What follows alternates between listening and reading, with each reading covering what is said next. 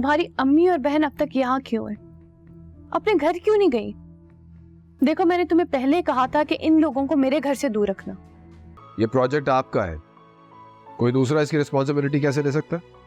लेकिन सर, इसकी रिस्पॉन्सिबिलिटी आप तो ले सकते हैं ना। इन दी एंड सब कुछ आप ही का है। मुझे तो ये समझ नहीं आ रहा कि आप मुझसे ऐसे बात कर ही क्यों रहे हैं।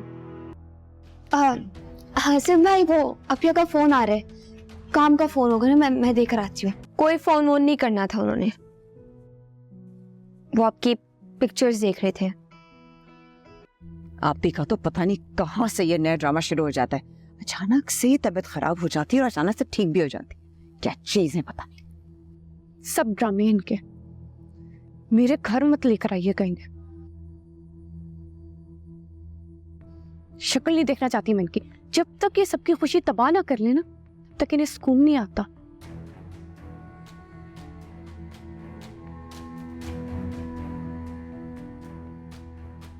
तुम खुदा का वास्ता लिख रहे चेक करो, तुम बोल के मेरा दिमाग खा गया यार।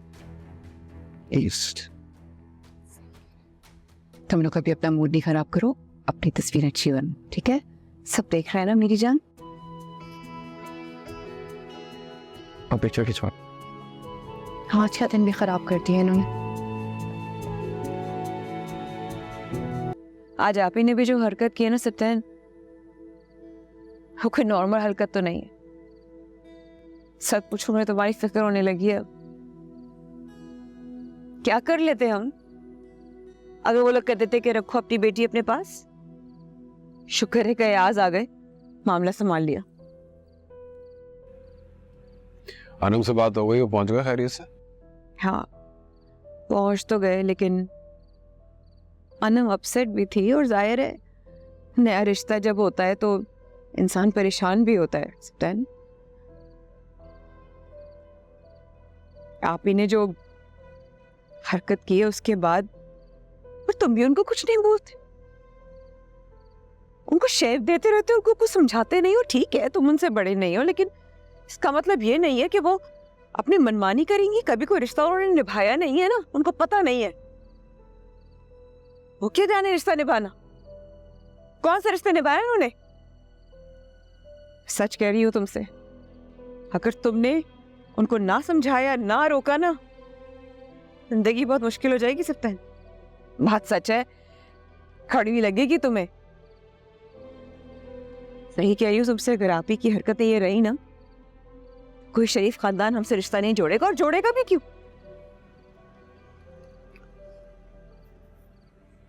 नदीम भाई कहाँ हैं? सो गए। उनसे छुपा कर रखती हूँ ये बातें कि उनको पता ना चले। मेरा मजाक भी तोड़ता है वहां। सिप्तन, मैंने तुम्हारी लड़की पसंद की है ना, उसके बारे में सोचो प्लीज, मुझे जवाब दो ताकि मैं बात को आगे बढ़ाऊं ना। और अगर आप ही नहीं मानी तो नहीं मानी, तो मेरे भी भाई हो, मेरा भी हक है तुम पर। हम दोनों चलेंगे रिश्ता लेकर। भाभी,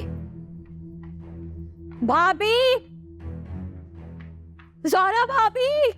क्या हुआ? यहाँ भी क्या? उसने आसिफ को ऊपर का कमरा दे दिया। इतनी सड़ी हुई गर्मी हो रही है, ऊपर तो तंदूर की तरह जल रहा होगा। डॉक्टर ने मेरे बेटे को आराम करने के लिए कहा है, आपने ऊपर का कमरा दे दिया। आप लोग तो वाकई मेरे बेटे को मार देना चाहते हैं। अरे कोई नीचे कमरे का इंतजाम कर देना। नहीं हो रहा ना तो कोई बात नहीं, यहाँ कोई दरी वरी डाल दे, कम से कम मेरा बेटा सुकून से तो सो सकेगा ना। कंवल, क्या हो गया? ऊपर तो इतनी अच्छी हवा चल रही है, पीछे की तरफ दरख्त है सारे, वहां तो जरा भी गर्मी महसूस नहीं होती। और अभी 4 महीने हुए मैंने टाइलें लगवाई हैं कमरे में नई। सोचा था कोई मेहमान होगा आता जाता, कोई आराम कर लेगा वहां। अरे वाह भाभी, ये भी अच्छा है। आपने तो मेरे बेटे को मेहमान ही बना दिया।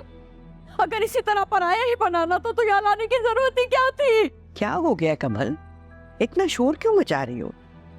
नजीब सो रहा है, जाग जाएगा। हाँ हाँ, अब तो हमारे आने से किसी ना किसी को परेशानी जरूर होगी, इसीलिए मैंने नजीब भाई को मना किया था कि नहीं लेके जाए। लेकिन फिर भी खामोखा में मुझे और आसिफ को उठा के यहाँ ले आए। कंवल, बस कर दो भाई, ऐसे क्यों सोच रही हो? तुम्हारे भाई का घर है, तुम्हारा जहाँ दिल चाहे रहो, जो दिल चाहे करो। मैं ऐसा करती हूँ माँ जी कि मैं यासिर का कमरा आसिफ को दे देती हूँ, ठीक है? तुम्हारी अम्मी और बहन अब तक यहाँ क्यों है? अपने घर क्यों नहीं गई?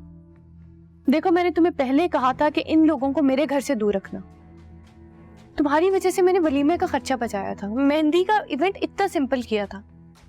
मैं तो तुम्हारी हर बात मान रही हूँ, लेकिन तुम कहीं भी मेरा मान नहीं रख रहे। 1-2 दिन की बात है यार अनम, तुम नई नवेली दुल्हन हो, वो बेचारी तुम्हें प्रोटोकॉल देने आई है। और रही बात अम्मी की, मैं उनको बहुत अच्छे से जानता हूँ, वो कभी अपना दर्द छोड़ के नहीं आएंगी। मुझे नहीं चाहिए उनका प्रोटोकॉल, खुद को खुद प्रोटोकॉल दे लूंगी मैं। मुझे अपनी प्राइवेसी में किसी की इंटरफेरेंस बर्दाश्त नहीं है।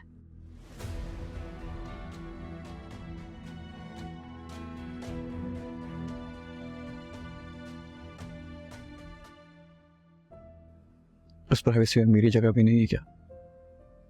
या मैं भी कहीं चले जाऊं? आयाज, मैं तुम्हारी खातिर ही ये सब कर रही हूँ।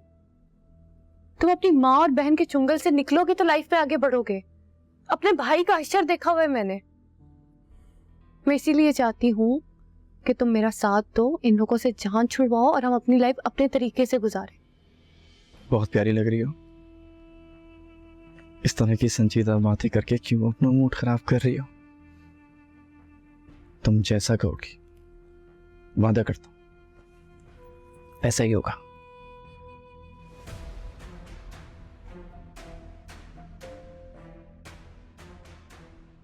अब चले, बहुत भूख लग रही है।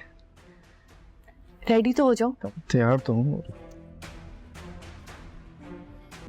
बंद करिए अपना खाना पीना। क्यों भाई? आपकी ये जो लाडली बहू है ना, हाँ, उसने ऑर्डर पास कर दिए, चले अब घर।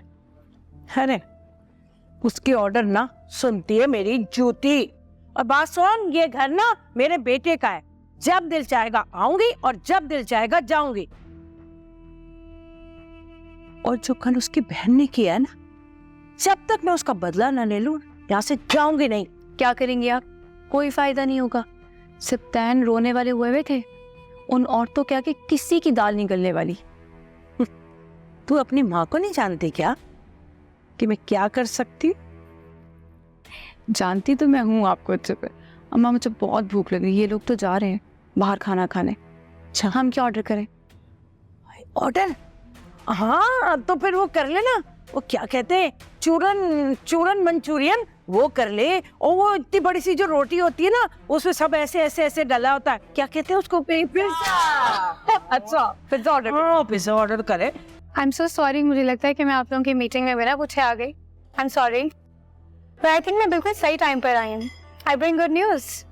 हमारी कंपनी ने आपका प्रपोज डिजाइन कुछ माइनर चेंजेस के साथ अप्रूव कर दी। कंग्रेचुलेशंस।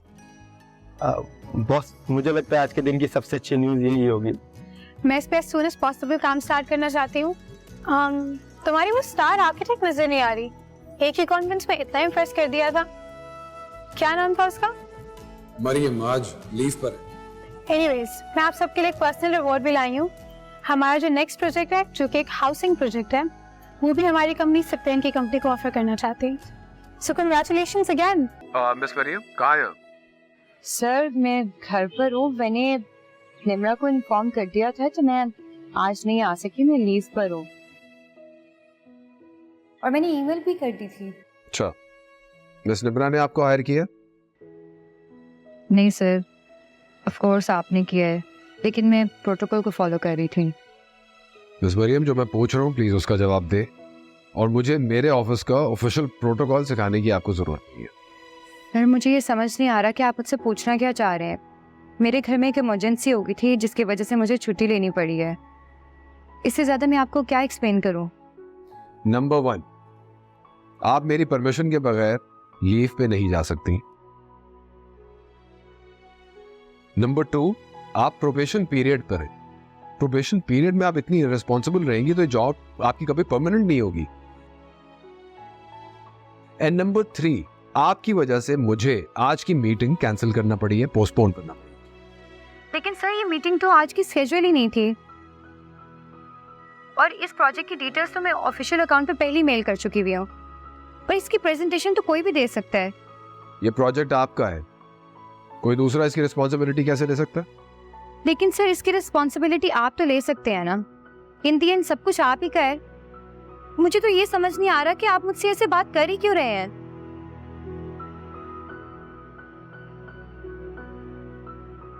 क्या हुआ आसिफ भाई, आपको कुछ चाहिए क्या?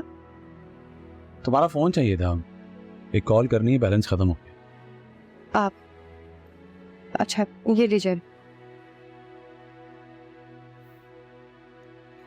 Thank you.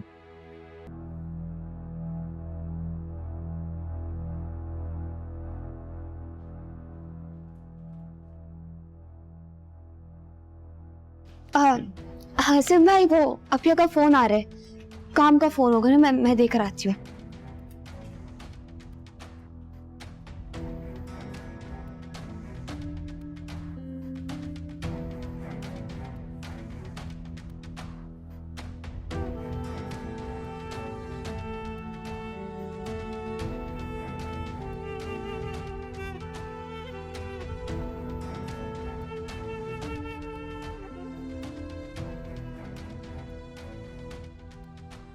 अपिया, ये आप अपना फोन किसी के भी हाथ में दे देती हैं। क्या हो गया भाई? आसिफ भाई ने कहा था उनको किसी को कॉल करनी है, इसलिए मैंने दे दिया। अब मैं उनके पीछे पीछे तो नहीं ना जा सकती थी। क्या सोचते वो कि पता नहीं क्या छुपा रही हूँ मैं। आप ही कोई कुछ भी सोचे, फोन ही तो आपके सबसे करीब होता है, और आपने वो ओपन करके उनके हाथ में दे दिया। कोई फोन वोन नहीं करना था उन्होंने, वो आपकी पिक्चर्स देख रहे थे। अल्लाह, और किसी की कॉल भी आ रही थी, इससे पहले वो उठाते मैंने उनके हाथ से फोन ले लिया। Thank you and love you.